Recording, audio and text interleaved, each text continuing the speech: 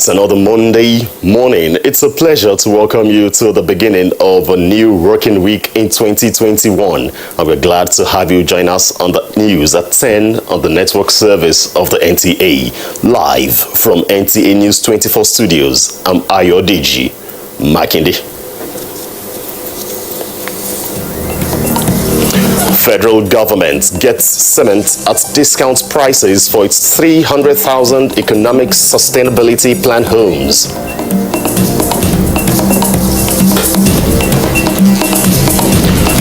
Nigeria's COVID-19 cases cross 90,000 as NCDC confirms more than 900 new infections.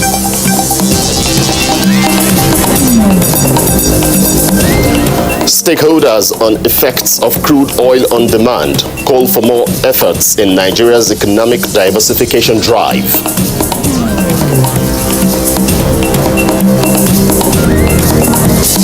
Plus, correspondents on some major markets and roles in the economic development of Kano State and beyond.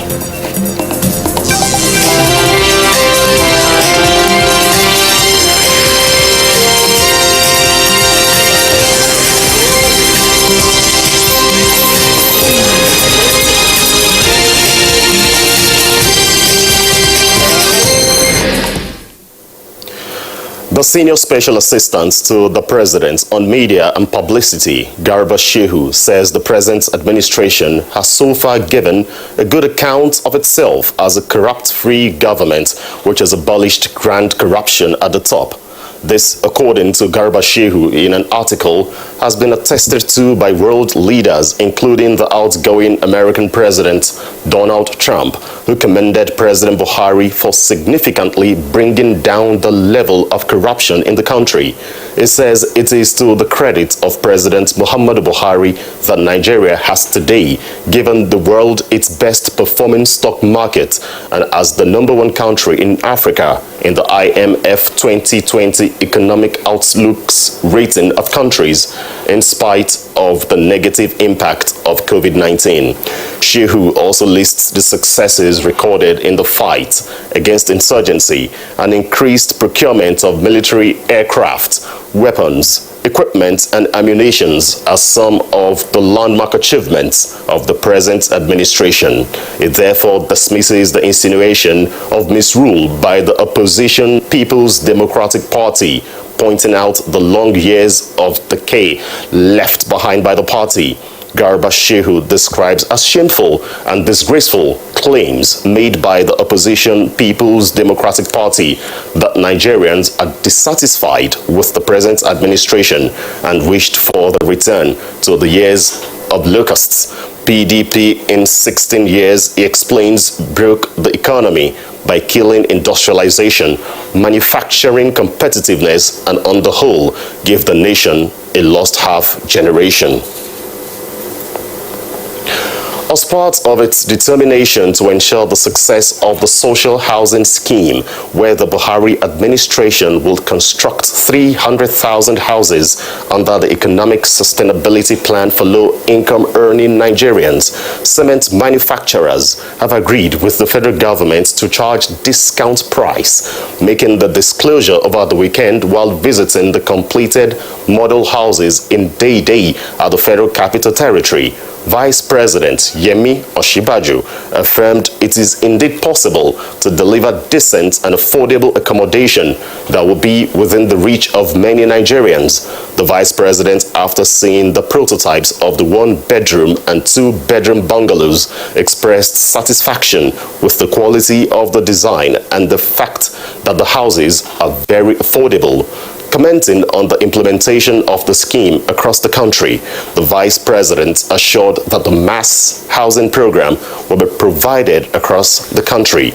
A release by Laolu Akonde, Senior Special Assistant to the President on Media and Publicity in the Office of the Vice President, stated that the Vice President noted that the job creation component of the Economic Sustainability Plan would also be actualized through social housing scheme. Latest figures released by the Nigeria Center for Disease Control, NCDC, show 917 new cases of coronavirus in the country. These 917 new infections recorded in 16 states and the Federal Capital Territory bring the number of confirmed COVID-19 cases to 90,080. In the breakdown of the new infections, the FCT has the highest figure of 222. Next is Lagos with 214, Kaduna 119, Plateau 92, Nasarawa 50, Oyo 41, Adamawa 33, Ondo 32, Abia 28, Ogun 19, Rivers 17, Kano 16, Yobe 14, Edo 8, Anambra 6, Ekiti 5, and Jigawa 1 new case. On total number of cases per state, Lagos remains top with 31,321. The FCT follows with 12,083 cases. Kaduna 5,447 cases, and Plateau now has 4,997. Total confirmed cases, some 13,725 active cases are currently being managed across the country, while 75,044 cases have been discharged, with the death toll rising to 1,311, unfortunately. The Presidential Task Force has placed travel restrictions on inbound travelers for refusing to show up at the testing centers and getting their COVID-19 status confirmed. In a tweet on Saturday, 2nd of January 2020, the task force said it had placed travel restrictions on the affected passengers for failing to comply with COVID-19 travel guidelines, which mandates travelers to run the tests 7 days after their arrival into the country. National coordinator of the task force, Sani Aliyu, had earlier declared that the affected passport holders will be suspended from traveling for a minimum of 6 months. He also affirmed that the visas for foreigners who evade the mandatory tests would also be revoked. Sani Aliyu further disclosed that the 100 affected persons have been contacted and confirmed to have failed to undergo the post-arrival safety protocol. Meanwhile, the Lagos state government is also exploring stiffer measures to containing the spread of the virus. The state government has threatened to deactivate the passports of travelers refusing to comply with COVID-19 testing protocols. The Lagos State Commissioner for Health, Akin Abayomi, reportedly insists that this measure has become necessary given the severity of the second wave of COVID-19. The commissioner says the spike may not be unconnected with positive cases of inbound travelers who paid for COVID-19 tests but refused to show up at the testing centers as Nigerians in diaspora return to spend Christmas in Lagos. The Minister of Women Affairs, Pauline Talin, has enjoined Nigerians, especially women, to beware of COVID-19 and ensure they make efforts to flatten the curve by observing all the laid-down protocols to stay safe. In a message thanking women and all Nigerians for their love and prayers for all who tested positive to COVID-19, including herself, Talin restated a commitment to uphold the mission of a ministry to serve as a national vehicle for the speedy and steady development of Nigerian women, health, and also in the mainstream of national development while promoting the rights of vulnerable persons in the country. She prayed for a prosperous new year full of innovative exploits that will set the nation on a course of positive growth. Pauline Talin has been declared COVID-19 negative by doctors following a second test. She rejoices to be part of 2021 celebrations, urging all to take responsibility. OPEC Secretary General Mohammed Sanusi Barkindo says that the global economy forecast prospect of 4.4% growth in 2021, noting that the recent developments of the COVID-19 vaccine have injected optimism into the economy and the oil markets. The OPEC Secretary General said this at the 47th meeting of the Joint Technical Committee held virtually and is in advance of the 25th meeting of the Joint Ministerial Monitoring Committee and the 13th OPEC and non-OPEC ministerial meeting scheduled for Monday, January 4, 2021. While reflecting on the proactive and decisive decision taken by the Declaration of Cooperation countries in April, June, September and December 2020, Barkindo opened the JTC meeting by appreciating the tireless efforts of committee members throughout the COVID-19 crisis, one of the most volatile periods in the oil industry's history. It said collectively, we have delivered an unprecedented response to an unparalleled market shock and continue to lead the industry on the road to recovery. The Secretary General underscores the necessity of continuing to work together under the framework of the landmark document for the benefit of producers, consumers, and the world economy at large. The effect of COVID-19 pandemic on crude oil demand resulting in sharp decline in crude oil prices is an indication that Nigeria's dependence on crude oil is not healthy for the nation's economy.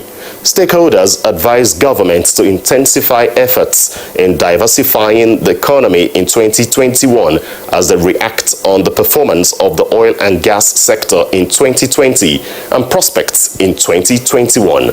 Robinson Deratede reports. The oil and gas industry in Nigeria started on a rocky note in 2020, having been hit by the COVID-19 pandemic. The country's upstream oil and gas sector, which provides a significant portion of government revenue and foreign earnings, felt the ripple effect of the pandemic in terms of the decline in crude oil prices, resulting in the adjustment of the budget's crude oil price benchmark from $57 per barrel to $30 in April and later $20 in May. In terms of production, we have so much, but the demand side was a little bit contracted owing to the fact that the COVID-19 came in at a time we were expecting so much from that industry. We can generate our electricity from solar energy, we can generate electricity from wind energy, so that when there is peak oil, when the oil business is not booming anymore, we can resort to the renewable energy. The relative calm in the upstream production, owing to the hope in the passage of the Petroleum Industry Bill, the spring up of modular refineries, and the cleanup of oil-polluted communities in the Niger Delta region, experts contend that the projected 3.3% GDP is achievable in 2021 if government diversifies the oil downstream sector, revisit abandoned projects like the Brass NLNG in Bayelsa State, and invest in agriculture in Port Harcourt. Robinson Deratede, NTA News. And if you're just tuning in, you're watching the news at 10 on the network service of the NTA, live from Abuja, and still to come on the news. Residents of Babana District, a border community in Borgo local government area of Niger State, anticipate reopening of their borders for economic activities. Stay with us. You're welcome back. Nigeria's economic outlook for the year 2020 drew a lot of attention as conscious efforts to steer the wheel out of recession continued with several intervention plans and policies in place to drive the process. Dr. Yemi in this report examines key performance index driving growth for economic emancipation. Prior to 2020, the Nigerian economy continued to experience a positive growth trajectory, having had a significant recovery from 2016-2017 recession, which was triggered by the drop in commodity prices in 2016. This, according to the Central Bank of Nigeria, was followed by 12 consecutive quarters of expansion, with a GDP growth rate of 2.5% in the fourth quarter of 2019. But all that changed due to the outbreak of COVID-19, plunging global oil prices and economies. Like other economies, the Nigerian economy was not immune from the COVID-19 shock in 2020. Nigeria's GDP contracted by minus 3.4% during the third quarter of 2020, a welcome improvement from minus 6.1% recorded during the second quarter. With a total of 18 sectors of the Nigerian economy experiencing positive growth in the third quarter of 2020, the CBN is pushing its interventions and policies to ensure that Nigeria exits the recession by first quarter of 2021.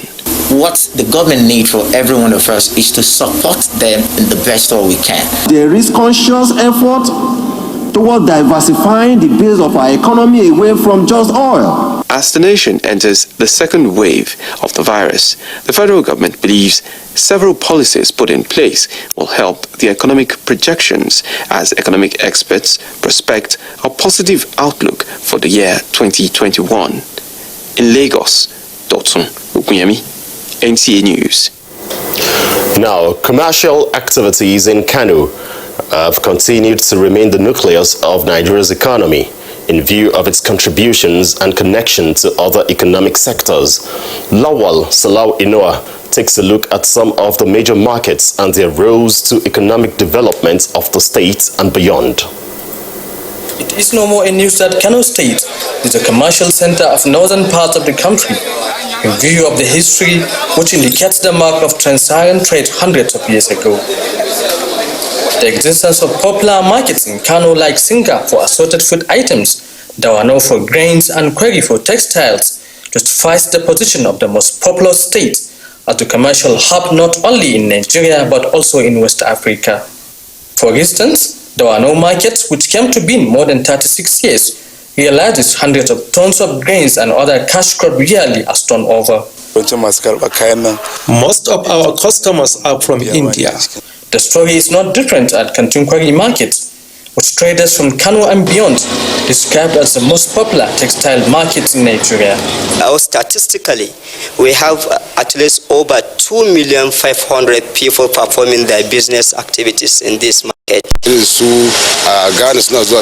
We have customers from Ghana, Niger, and other African countries. It's only swim materials that we come and buy, like zip, like threads, like gumstay. Coming from Taraba State, headquarters, lace, and atampa, also wrapper. These are some of the reasons that made commercial activities to remain the nerve center of the economy in view of its connection with other sectors. Commercial sector complements the agricultural sector in the sense that whatever is produced from the agricultural sector is being brought to the commercial sector for sale to the industries and what have you. With the outbreak of COVID-19 pandemic, which affects all sectors of the economy, and efforts by the relevant stakeholders to mitigate its effect, there is hope for economic progress in the year 2021. Experts, however, believe that more needs to be done to support the economy for Nigeria to realize the target of competing with the global world economically. That was Hello Inua, NTA News. Sequel to the mass return movement of road users from the end of the year activities, coupled with the review of the operational activities embarked upon by staff of the Federal Road Safety Corps as part of the end of the year special patrol into 2021, the Corps Marshal Dr. Boboye Oyeyemi has identified 3 major traffic offences which his personnel must enforce sporadically and which motorists must guide against in the new year. A statement issued this Sunday by the Corps' Public Education Officer, Assistant Corps Marshal BC Kazim, indicates that the 3 identified traffic offences were outcome of the review of crashes and fatality rates recorded during the Christmas and New Year operational activities by the Corps. The identified offences, according to him, are speeding, overloading, and not adherence to COVID-19 protocols, both in vehicle and in the parks. He further explained that the identified offences would form part of the Corps' area that the FRSC patrol teams will beam their operational searchlights on in the new year.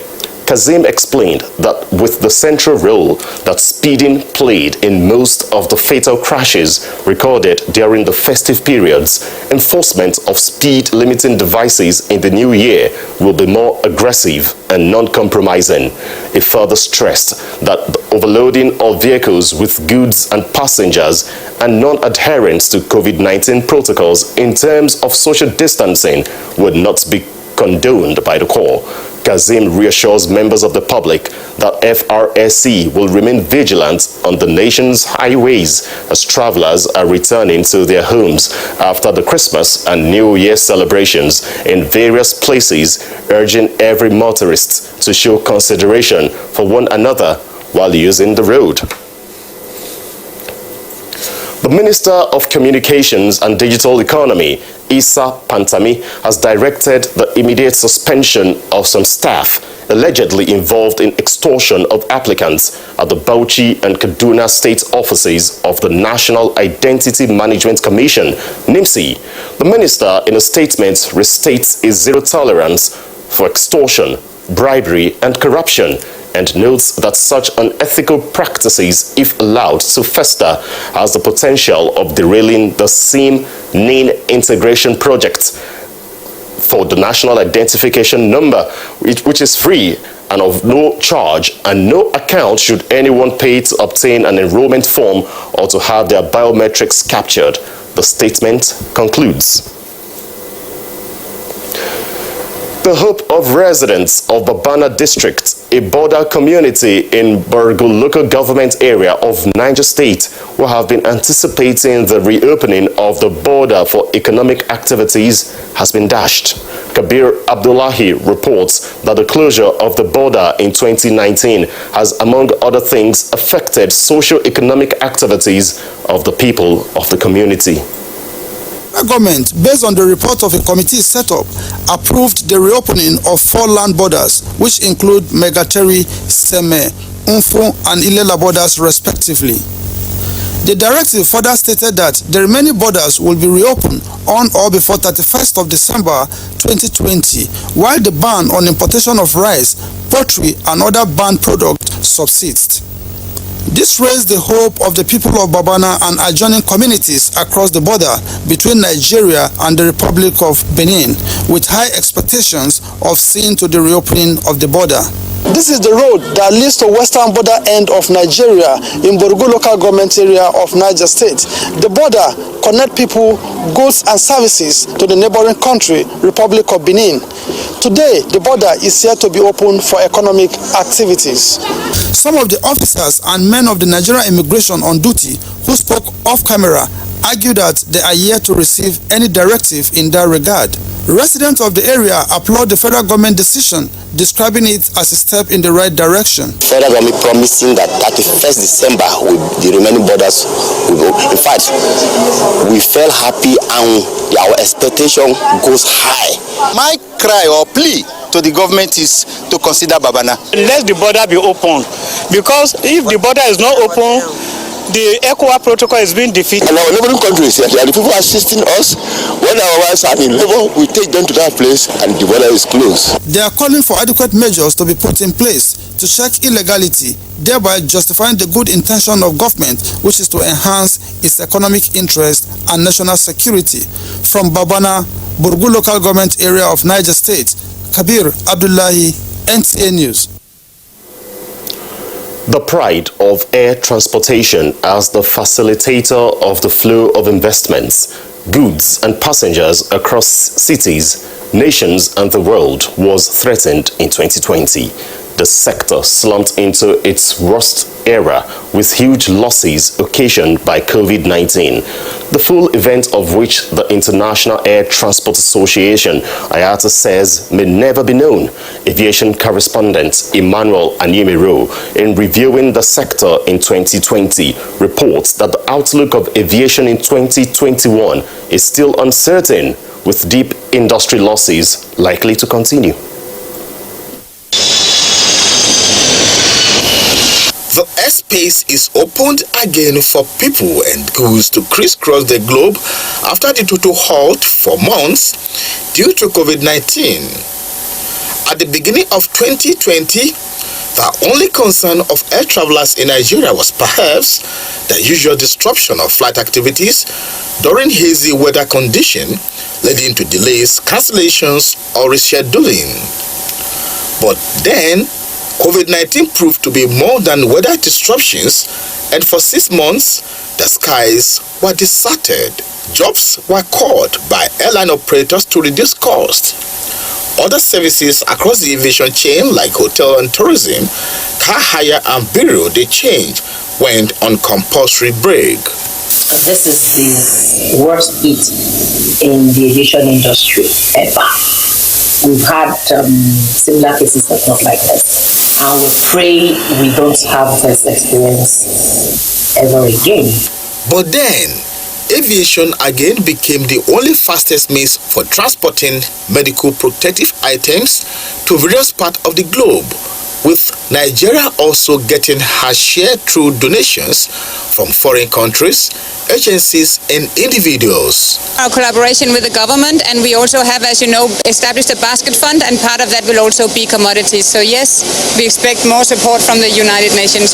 How battered was the industry, particularly when airline operators had to carry out routine checks even when the aircraft were parked without them making profits? At one time, our revenue was down to about 3%, and if FAN had 3%, I believe almost all the other aspects of the industry, handling, airlines, and others are also experiencing similar low percentages. While passengers are still in the euphoria of air travel, which started again after the lockdown, suddenly a spike in airfares has caused the excitement to cease. Going at the rate of 109,000 for business class, simply because there is no space for economy. Despite the difficulty in 2020, the Southeast geopolitical zone had risen to celebrate as the rehabilitation of Akano Ibiam International Airport Enugu runway was completed and reopened.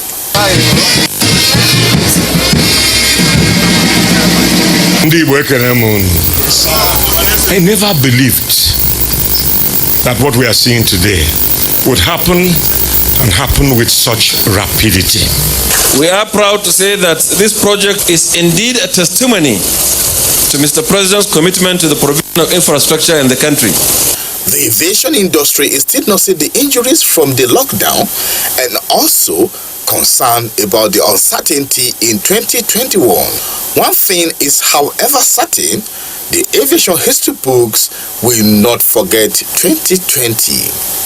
Emmanuel Ayemiru, NTA News. You're still tuned into the news at 10. More reports after the break.